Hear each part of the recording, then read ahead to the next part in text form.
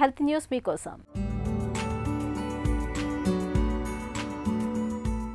క్షయకారక bacteria మానవుల్లో దశాబ్దాల తరబడి తిష్టవేయడానికి దోహదపడుతున్న కీలక యంత్రాంగాన్ని భారత శాస్త్రవేత్తలు కనుగొన్నారు. బెంగళూరులోని Indian institute of science, national centre for biological sciences, institute for stem cell science and regenerative medicine కు చెందిన శాస్త్రవేత్తలు ఈ ఘనత సాధించారు.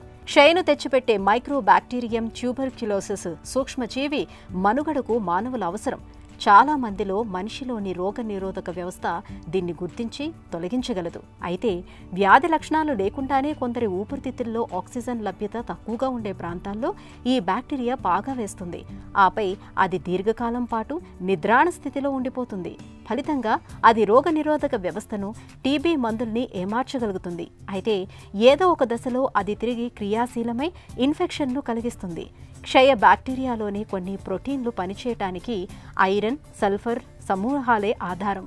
వీటి సాయంతో మానవ ఊపిరితిత్తుల్లోని ప్రతికూల పరిస్థితులను ఎదుర్కొని ఆ సూక్ష్మజీవి మనుగడ సాధించగలుగుతోంది.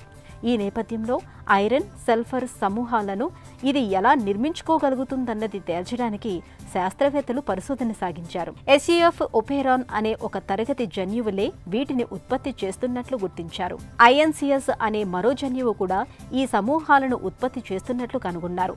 ఐరన్, సల్ఫర్ క్లస్టర్లను ఉత్పత్తి చేయడానికి ఈ రెండు అంశాలు ఎందుకు అవసరమన్నది శాస్త్రవేత్తలకు అంతుపట్టలేదు. దీనిపై పరిశోధకులు దృష్టి సారించారు. ఆక్సిజన్ పరిమితంగా ఉన్నప్పుడు ఐఎస్సిఎస్ జన్యువే ఈ క్లస్టర్లను ఉత్పత్తి చేస్తుందని తేల్చారు. ఆక్సిడేటివ్ ఒత్తిడి ఎదురైనప్పుడు మాత్రం సమూహాలు దెబ్బతింటాయి. అలాంటి పరిస్థితుల్లో మరిన్ని క్లస్టర్ల ఉత్పత్తికి ఆవశ్యకత ఏర్పడుతోంది. ఈ సందర్భాల్లో ఎస్ఈఎఫ్ ఒపెరాన్ స్విచ్ ఆన్ అవుతున్నట్లు శాస్త్రవేత్తలు గుర్తించారు. వ్యాధి తీవ్రతకు ఐఎస్సిఎస్ జన్యువు ఎలా కారణమవుతుందన్నది గుర్తించడానికి శాస్త్రవేత్తలు ఎలుకలపై పరిశోధనలు చేశారు. ఐఎస్సిఎస్ జన్యువు లేని క్షయ బ్యాక్టీరియాతో వాటికి ఇన్ఫెక్షన్ కలిగించారు. ఫలితంగా వాటిలో వ్యాధి తీవ్ర రూపం దాల్చినట్లు గుర్తించారు.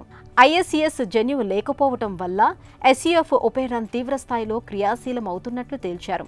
ఐఎస్సిఎస్, ఎస్ఈఎఫ్ వ్యవస్థలను తగ్గిస్తే ఎలుకల్లో క్షయ బ్యాక్టీరియా దీర్ఘకాలము మనుగడ సాగించలేదని పరిశోధకులు గుర్తించారు.